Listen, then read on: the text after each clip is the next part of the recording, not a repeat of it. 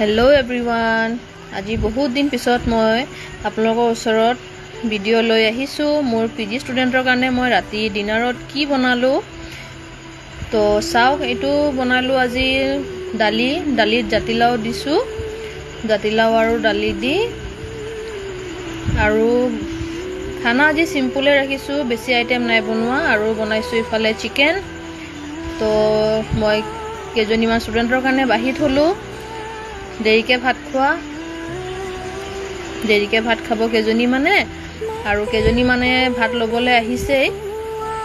কেজনী মানে ভাত বাহিছে এয়া চাও আৰু আমাৰ এজনী ষ্টুডেন্টে মাংস নাখায় কাৰণে তাইৰ কাৰণে মাছ বনালো জাতিলাও দিয়ে মাছ বনালো